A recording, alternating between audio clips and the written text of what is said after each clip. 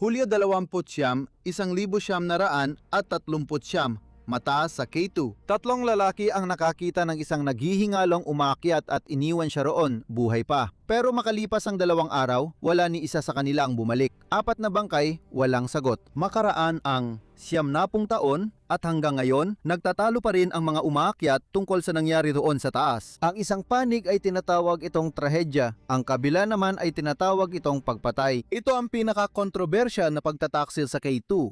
Maligayang pagdating sa Extreme Edge, kung saan ikinukwento namin ang kwento sa likod ng kwento. Si Dudley Wolfe ay isang mayamang Amerikanong sosyalita na ipinanganak sa lungsod ng New York noong ika-6 ng Pebrero, 1876. Ang kanyang ama ay isang importer ng kape na nakilala sa paggawa ng mga kwento tungkol sa kanyang aristokratikong pinagmulan at sa kanyang mga paglalakbay sa India para manghuli ng tigre. Ang kanyang ina naman ay anak ng isang mayamang negosyante, si Benjamin Franklin Smith. Kasama ang kanyang 3 kapatid na lalaki, nakalikom sila ng yaman na humigit kumulang $30 milyong noong dekada 1880. Nakatumbas halos $1 bilyong sa panahon na yon. Dahil dito, nagkaroon si Dudley na marangyang pagpapalaki. Nag-aral siya sa mga prestihiyosong boarding school at sa kabila ng kanyang pagsisikap sa pag-aaral, mahina ang kanyang pag-usad sa akademiko. Ngunit mahilig siya sa sports at habang nag-aaral siya, naglaro siya ng football, hockey at naging mahusay pa sa pamamangka at panganggaso. Ipinapakita ang unang palatandaan ng kanyang hilig sa pakikipagsapalaran. Pagsapit ng 1916, iniwan na niya ang paaralan at nahirapan siyang makahanap ng trabaho. Hindi siya interesado sa negosyo ng kanilang pamilya na naging isang imperyo ng real estate at riles. Sa halip, nais tumulong ng batang Dudley sa mga tao. At dahil sa nagpapatuloy na digmaan sa Europa, wala siyang maisip na mas mabuting dahilan. Matapos siyang tanggihan ng militar ng US dahil sa mahinang paningin at flat na paa, hindi siya sumuko. Sa halip, nagboluntaryo si Dudley para sa Red Cross Ambulance Corps sa Europa, isang bagay na hindi mo aasahan mula sa isang binatang lumaki sa karangyaan. Nakamit pa niya ang Italian Croce di Guerra at isang medalyang pangkampanya. Sumali siya kalaunan sa French Foreign Legion noong Oktubre 1918 at naglingkod ng 1 buwan hanggang sa natapos ang labanan sa Western Front. Pagkatapos ng digmaan, bumalik si Dudley sa Omaha sa Estados Unidos at dahil wala na siyang ibang mapuntahan, napunta siya sa pagtulong sa pagpapatakbo ng negosyo ng kanilang pamilya sa real estate. Pero hindi roon ang puso niya. Nais pa niya ng higit pa sa buhay. Mahilig siya sa labas at madalas siyang nangangarap ng mga trabahong magbibigay sa kanya ng pagkakataong magtrabaho sa labas. Pagkatapos, bigla na lang may dumating na oportunidad sa kanya at noong 1924, magbabago ng tuluyan ang buhay ni Dudley. Sandali lang tayong lilihis sa magulong kwentong ito. Kung gusto mong maging bahagi ng extreme na komunidad, panoorin ang mga eksklusibong video na ginawa para sa iyo, makakuha ng maagang access sa iba pa naming nilalaman at makaboto sa mga content poll, sumali ka sa amin sa Patreon. Kita-kits doon! Noong 1924, ipinatawag si Dudley at ang kanyang mga kapatid ng kanilang 74 na taong gulang na lolo sa napakalaking ari-arian nito sa Maine. Sa puntong ito, siya ay tinuturing na pinakamayamang tao sa New England. Wala ni isa sa mga kapatid ng kanyang lolo ang nagkaroon ng sariling anak, kaya ang napakalaking yaman ng pamilya ay napunta kina Dudley at sa kanyang mga kapatid. Sa panahong ito, pinaniniwalaang ang magkakapatid ay may tinatayang halagang $100 milyong o humigit kumulang $1.4 bilyong sa panahon ngayon. Si Dudley ay nakatakdang maging isa sa pinakamayayamang lalaki sa Amerika. Hindi na niya kailangang magtrabaho. Maaari niyang gugulin ang kanyang oras sa paggawa ng mga bagay na gusto niya. Ngunit sa isang kakaibang pangyayari, nagpasya siyang mag-apply sa Harvard University. Kahit wala siyang anumang akademikong kwalifikasyon, nakakagulat na tinanggap si Dudley noong 1925. Sa panahon ng kanyang pag-aaral sa Harvard, nagsimula niyang tuklasin ang isa sa kanyang magiging tunay na hilig, ang karera ng mga yate. Dito naging malinaw ang kanyang pagmamahal sa mga matitinding karanasan. Sa mga sumunod na taon, ginugol niya ang napakaraming oras sa pakikipagkarera sa malawak na karagatan ng Atlantiko at nanalo pa siya sa Deep Sea Challenge Cup ng Brooklyn Yacht Club. Nagpagawa siya ng isang 60 talampakang schooner na pinangalan ng Mohawk noong 1929 at siya ang naging unang tao na nagkarera ng isang 60 talampakang yate sa buong Atlantiko. Lumahok sa King and Queen's Cup Classic at nagtapos sa ikalawang pwesto laban sa mas malalaking sasakyang dagat. Pagkatapos magtapos sa Harvard, muling natagpuan ni Dudley ang sarili niya sa isang sanggandaan. Ang pagmamahal niya sa karera ng yate ay hindi na katulad ng dati at napagod na rin siya sa mga sosyal na grupo na kinabibilangan niya. Dahil dito, nagpasya si Dudley na lumipat sa Europa kung saan nagsimula siyang magpamundok at mag-skiing. Natural si Dudley pagdating sa skiing. Halos araw-araw siyang nag-e-ensayo at ginagamit niya ito bilang paraan para makawala sa mga pressure ng araw-araw na buhay. Kalaunan, nakilala siya dahil sa husay niya sa pagdausdos sa Alps at nagawa pa niyang mag-ski sa kabuuan ng Mont Blanc Massif. Kasabay nito, nagsimula na rin siyang umakyat ng bundok pero nahirapan siya sa mga technical na aspeto ng sport. Sa kabila ng kanyang kayamanan at pagiging mapangahas, inilalarawan siya bilang banyayad, masayahin at medyo mahiyain. Pero hindi ito naging hadlang sa kanya para matagpuan ang tunay na pag-ibig. Noong 1934, pinakasala niya si Alice Blaine Damrosch, isang bihasang skier at mahilig sa mga aktibidad sa labas. Parang itinadhana talaga sila para sa isa't isa. Sa puntong ito, maaaring nagtatanong ka na, paano nga ba napunta ang isang mayaman, may-ari ng yate at walang karanasang mountaineer sa death zone ng pinakamapanganib na bundok sa mundo? Ganito kasi yan. Nagsimula ang bahaging ito ng ating kwento noong unang bahagi ng 1938, 4 na taon matapos silang ikasal. Isang gabi, inimbitahan ni Dudley at ng kanyang asawa ang maraming tao sa kanilang marangyang apartment sa 5th Avenue sa Manhattan upang ipakita ang mga larawan ng kanilang pag-ski at pag-akyat sa buong Europa. Nagkataon na naimbitahan din ang German-American na mountaineer na si Fritz Wiesner. Isang taon lang ang nakalipas, nagbigay ng talumpati si Fritz sa American Alpine Club kung saan isiniwalat niya ang kanyang matapang na plano na mag-organisa ng isang ekspedisyon upang akyatin ang K2 sa unang pagkakataon. Alam ni Fritz na magiging mahirap makakuha ng pondo para sa ekspedisyon dahil hindi maganda ang ekonomiya ng Amerika noong 1938. Kailangan niyang humanap ng mga umaakyat na kayang tustusan ang kanilang sarili. Sa panahong ito, lahat-lahat aabot sa humigit kumulang $17,500 bawat tao. Nakatumbas na yon ng napakalaking $309,000. Nang makausap ni Fritz si Dudley sa kanyang apartment, agad niyang napagtanto na sinuwerte siya. Agad na naengganyo si Dudley sa ideya ng pag-akyat sa pangalawang pinakamataas na bundok sa mundo, kahit wala siyang karanasan sa mga lugar na mataas ang altitude. Pero hindi kailanman naging hadlang ang kawalan ng karanasan para maabot niya ang iba pa niyang mga layunin sa buhay. Sa katunayan, kung nagawa niyang makapasok sa Harvard nang walang anumang kwalifikasyon at makipagkarera ng yate patawid ng Atlantiko, dapat madali lang ang pag-akyat sa isang bundok, di ba?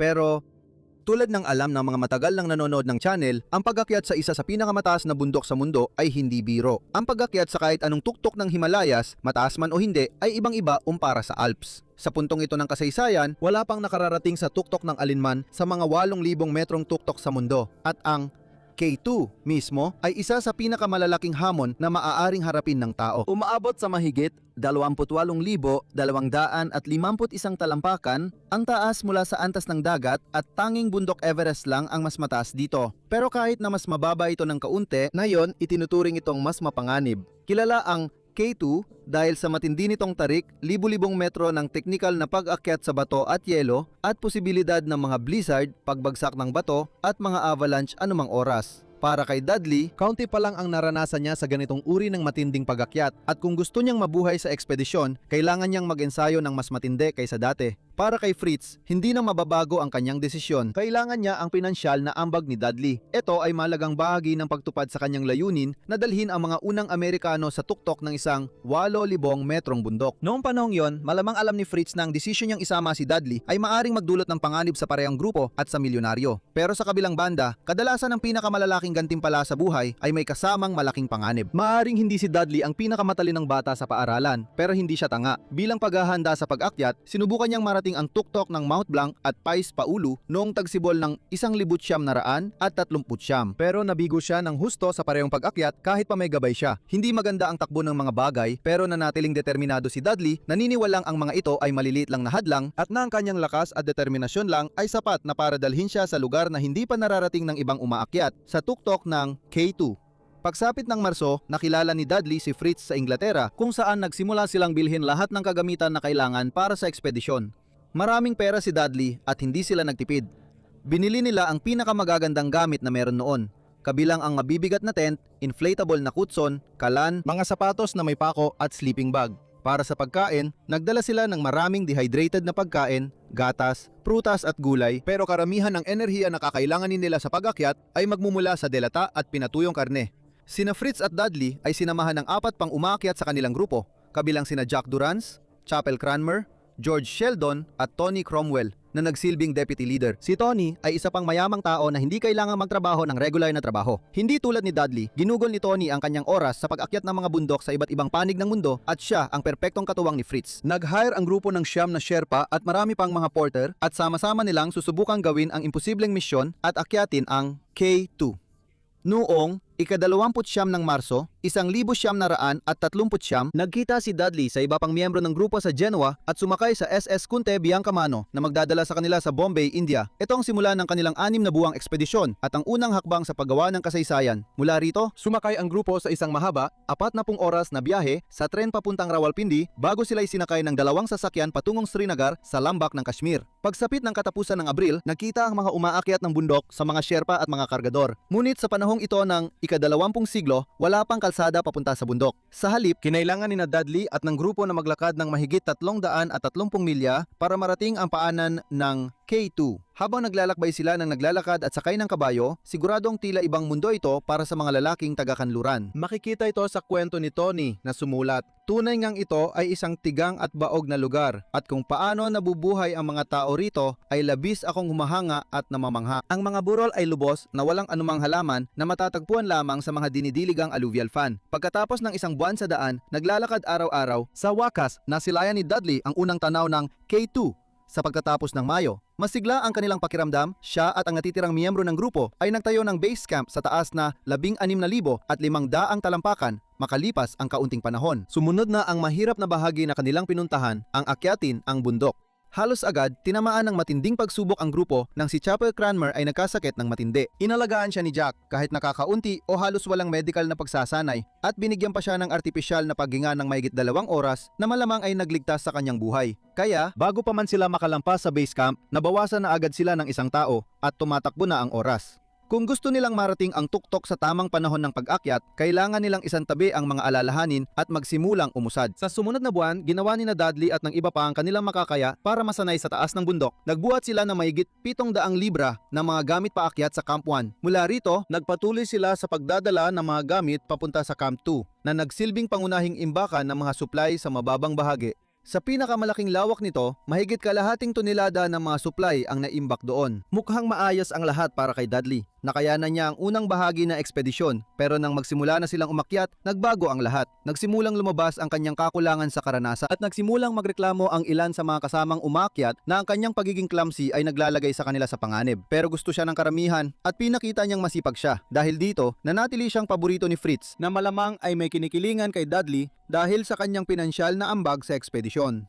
Pagsapit ng Hunyo 21, hinarap ng grupo ang isa na namang malaking pagsubok ng tamaan ng matinding blizzard ang bundok. Bumagsak ang temperatura sa -2 degrees Fahrenheit at naipit ang grupo sa Campo 4 ng mahigit 1 linggo. Nakakagulat ang naging epekto nito sa isipan ng mga umaakyat. Ibig kong sabihin, maisip mo ba na maipit sa tuktok ng isang malamig at tigang na bundok na halos wala kang magawa para palipasin ang oras habang binabayo ng malalakas na hangin ang iyong tent? Marami siguro ang nag-isip kung senyalis na ba ito para umuwi matapos biglang matapos ang bagyo noong Hunyo 20. Pero hindi tulad ng iba sa grupo, si Dudley at Fritz ay nanatiling determinado at tumulong magbigay ng lakas ng loob sa grupo para magpatuloy. Kapansin-pansin, patuloy na umusad ng malaki ang grupo. Pagsapit ng katapusan ng buwan, naakyat ni Fritz ang kilalang house chimney, 100 talampakang bitak sa pader ng bato. Napakadelikado at teknikal ang bahaging ito ng pag-akyat, pero sa kabutihang palad para kay Dudley, naglagay si Fritz ng mga nakahigpit na lubid kung saan niya mahihila pataas ang baguhang umaakyat. Sinamahan ng dalawang Sherpa at sabay-sabay nilang itinayo ang Campo 5. Pero sa kabila ng unang kasiyahan ng grupo, nagsimula nang maramdaman ni Dudley ang hirap ng pag-akyat. Pagdating ni Jack sa Campo 5, tiningnan niya ang mga paa ni Dudley at laking gulat niya nang makita ang mga palatandaan ng frostbite.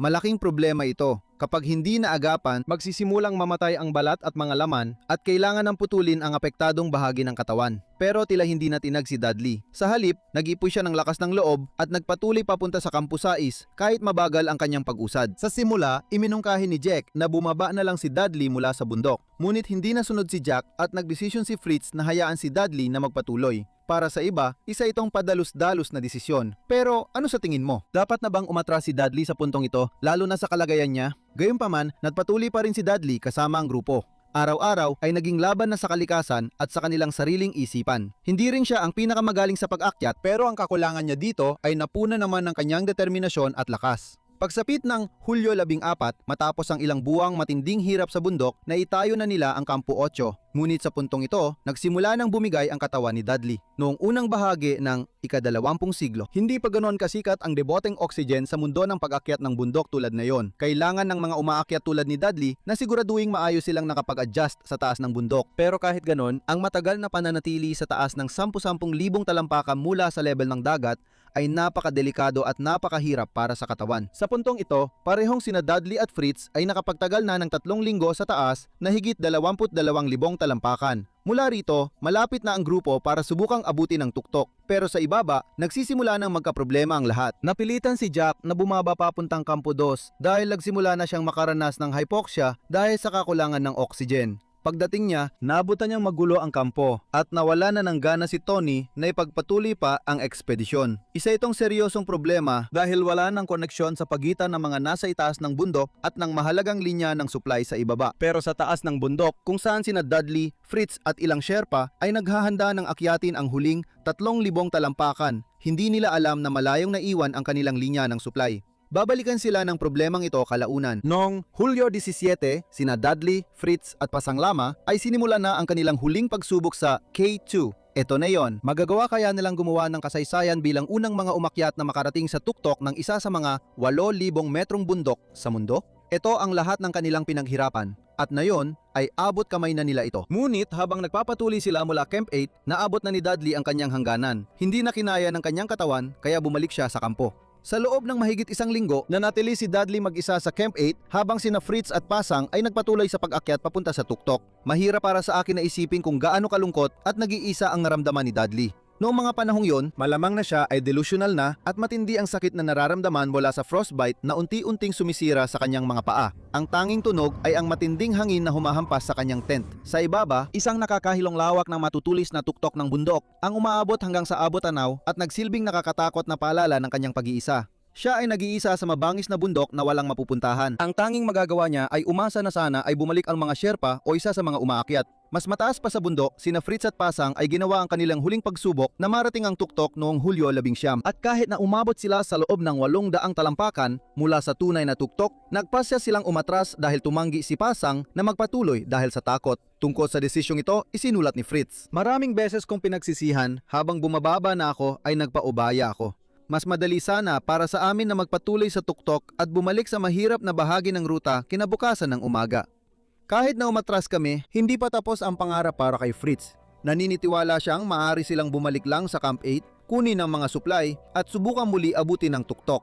Ngunit pagdating niya, kinilabutan siya ng malaman na mag-isa lang pala si Dudley sa buong panahon. Hindi maintindihan ni Fritz kung bakit hindi nagdala ng karagdagang supply ang grupo sa ibaba o kung bakit walang umakyat para tingnan sila. Sa puntong ito, ubos na ang posporo ni Dudley, ibig sabihin hindi na siya makapagluto o kahit makatunaw ng niebe para sa tubig. Hindi alam ni na Dudley at Fritz sa puntong ito na ang natitirang grupo sa ibaba ay iniisip na lahat ng nasa itaas ng bundok ay namatay na. Ilang araw bago nito, isa sa mga Sherpa ang nakalapit ng hanggang 500 talampakan mula sa Camp 8 at sumigaw ng 3 beses. Ngunit hindi narinig ni Dudley ang kanyang tawag. Pagkatapos makakita ng mga palatandaan ng bagong pagguho ng niebe, ipinagpalagay niyang namatay na ang mga umaakyat habang sinusubukan nilang abutin ang tuktok ng bundok. Masama na ang kalagayan ni Dudley ngayon, ngunit nagawa pa rin niyang makatayo at sabay-sabay silang 3 na bumaba papuntang Camp 7. Ngunit habang pababa sila, nagkaroon ng sakuna dahil sa pagiging torpe ni Dudley, nadulas siya at muntik nang mahulog silang 3 sa Godwin-Austen Glacier. Sa kabutihang palad, nakaligtas sila at ligtas na nakarating sa Kampo 7.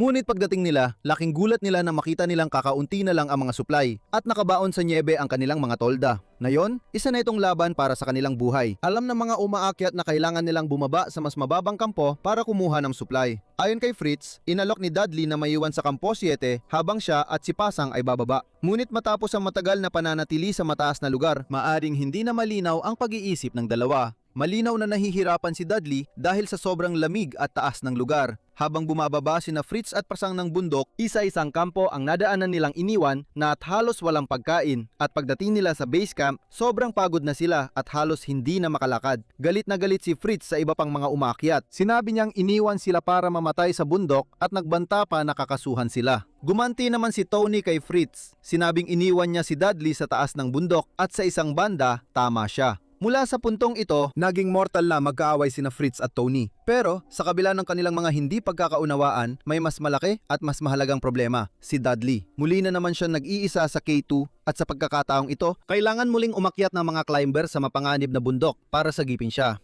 Noong Hulyo 25, nagsimulang umakyat sina Jack at 3 Sherpa, pero nakarating lang sila hanggang Camp 4. Mula rito, 2 lang sa mga Sherpa ang may lakas na magpatuloy at umabot hanggang Camp 6.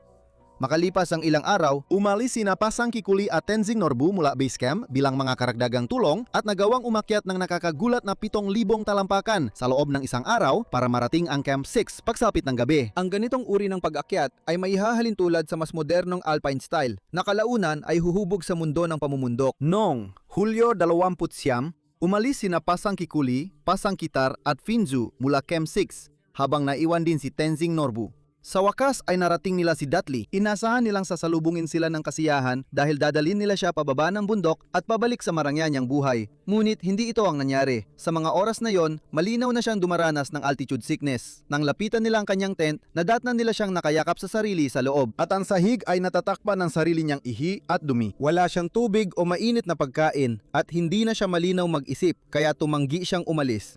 Sa halip, hiniling niya sa mga Sherpa na bumalik na lang kinabukasan at doon daw siya magiging handa para bumaba. Malamang epekto na iyon ng altitude sickness, hindi siya mismo. Gaano man kabaliw ang kwentong ito, hindi ako sigurado kung handa akong malaman ang mga susunod na mangyayari. Iniwan nga talaga siya ng mga Sherpa at hindi sila nakabalik hanggang Hulyo 31 dahil sa bagyo, 2 araw matapos nilang matagpuan siya sa nakakatakot na kalagayan. Pero nang umalis na sila, yun na ang huling pagkakataon na nakita silang buhay. Hindi tiyak kung anong nangyari sa mga Sherpa habang matapang silang bumalik paakyat sa susunod na kampo. Sa pag-asang mailigtas ang buhay ni Dudley, pero matapos ang 2 araw, napagtanto ni Chering na hindi na sila babalik at dali-dali siyang bumaba pabalik sa base camp. Nabigla sina Jack at ang iba pa nang makita nilang mag-isa lang bumalik si Sering. Sa kanyang diary, ibinahagi ni Jack ang kanyang saloobin tungkol sa balitang walang nakabalik mula sa Campus 7. Sabi niya, tiyak na mga Sherpa na may masamang nangyari. Iba naman ang iniisip ni Wisner. Hindi, parang imposibleng may nangyari sa isang napakahusay na grupo. Maaring mukhang katawa-tawa ang iniisip ni Fritz. Pero tandaan, hindi rin niya alam kung gaano magiging nakamamatay ang bundok na ito sa mga susunod na aakyat. Nagpasya si Fritz na mag-organisa ng ikatlong pagsagip, maaring dahil nakaramdam siya ng guilt sa pag-iwan kay Dudley mag-isa sa Camp 7. Ang guilt ay kakaibang emosyon para sa isang tao. Isipin mo ang isang bigat, hindi pisikal na pasanin, pero isang bagay na mas mabigat pa na dumidiin sa iyong kaluluwa para itong multo ng isang pagkakamali sa nakaraan. Isang sandali na sanay kaya mong burahin. Ito ang guilt. At para sa iba, ang mabigat na pasaning ito ay hindi na uuwi sa tahimik na pagninilay, kundi sa mapanganib at desperadong pagkilos ng walang ingat. Siguro ngayon, kailangan ng maniwala ni Fritz na kaya niyang iligtas si Dudley. Kung hindi, kailangan niyang tanggapin ang kanyang bahagi sa pagkamatay nito. Si Fritz lang ang tanging umakyat na sapat, ang lakas para subukang umakyat muli sa bundok. Kaya noong Agosto 3, umalis siya kasama sina Tsering at Dawat Tondop Sherpa. Pero napakabagal ng kanilang pag-usad at nakarating lang sila sa Kampo 1 matapos ang buong araw ng pag-akyat. Pagkatapos, muling tumama ang isa pang bagyo sa bundok dahilan para muling mas stranded ang mga lalaki. Sa puntong ito, mukhang nawalan na ng pag-asa si Fritz at tuluyan ng tinanggap na sina Dudley at ang 3 Sherpa ay pumanaw na. Wala na silang magagawa pa, kaya nagpasya si Fritz na bumalik na lang sila sa base camp. Pagdating nila roon, kaawa-awa ang kanilang kalagayan. Pinulot ng mga lalaki ang kaya nilang dalhin at sinimulan ang mahabang paglalakad pabalik sa Srinagar kung saan kakaharapin ni Fritz ang mga pagsubok. Ang una sa maraming kontrobersya ay nakasentro sa ideya na siya ang may pananagutan hindi lang sa pagkamatay ni Dudley kundi pati na rin sa pagkamatay ng 3 Sherpa. Matindi itong ipinilit ni Tony na patuloy na iginigiit na pinatay ni Fritz si Dudley. Habang nasa Srinagar, kinausap pa ni Tony ang komunidad ng mga Briton na sinasabing napakasama ng kakayahan ni Fritz bilang leader. Sa mga sumunod na taon, paulit-ulit na kailangang ipaliwanag ni Fritz kung ano ang nangyari sa bundok at may ilang ulat na nagpapahiwatig na siya ang may kasalanan sa mga pagkamatay. Sa huli, siya lang ang tanging may karanasan sa pag-akyat. Pinuna ng mga kritiko na masyado siyang nakatuon sa tuktok at ang kanyang pamumuno ang nag-ambag sa trahedya. Sa mga unang ulat tungkol sa pag-akyat, sa kanya ay binunton ang karamihan ng sisi. May ilan pang nagsabi ng pagnanais ni Fritz para sa karangalan ay naging mas mahalaga kaysa sa kaligtasan ng kanyang grupo. Pagbalik niya sa US, nagbigay si Fritz ng isang panayam sa New York Times kung saan inihalin tulad niya ang ekspedisyon sa K2. sa isang digmaan na kailangan nating asahan ang mga masasawi. Hindi ito nagustuhan ng marami sa komunidad ng mga umaakyat ng bundok na naniniwalang nagdadahilan siya sa pag-iwan kay Dudley. Gayunpaman, may ilan ding kumampi kay Fritz. Sa pagbalik tanaw, talagang mahirap ang sitwasyon. Sa isang banda, may responsibilidad ang leader. Sa kabilang banda, mayroon kang malupit na realidad ng pag-akyat sa matataas na bundok. Isa ba itong kalkuladong panganib na nauwi sa trahedya o pagkukulang sa paghusga? Walang tiyak na sagot na napagkakaisahan ng lahat. Nagpatuloy ang debate sa loob ng mga dekada. May ilan na itinuring si Fritz Wiesner bilang isang bayani na lumampas sa mga limitasyon, habang ang iba naman ay nakita siya bilang isang pabaya at padalos-dalos na leader na isinakripisyo ang isang kasamahan. Ang trahedya ng pagkamatay ni Dudley Wolf ay nananatiling isang malungkot na kabanata sa kasaysayan ng pag-akyat sa K2, at ang tanong tungkol sa pananagutan ni Fritz ay pinag-uusapan pa rin hanggang ngayon. Isang bagay na alam natin ngayon ay nakakagulat na may nakabalik pa mula sa ekspedisyon. Habang lumipas ang mga dekada at ang mga tao ay nakaakyat sa tuktok ng pinakamataas na bundok sa mundo tulad ng Everest, Kangchenjunga at Lhotse, ang K2 mismo ay namumukod-tangi dahil sa lalo nitong mapanganib na katangian. Sa ngayon, ang Karakoram 2 ay itinuturing ng karamihan sa mga umaakyat ng bundok bilang pinakamapanganib na bundok sa buong mundo. Ang mga bangkay ni na Dudley at ng tatlong Sherpa na nagtangkang iligtas siya ay hindi kailanman natagpuan, at sila ay nadagdag sa mahabang listahan ng mga namatay na nagbigay sa K2 ng bansag na Killer Mountain. Salamat sa panonood at magkita tayo sa susunod. Manatiling matapang at mamuhay ng may tapang.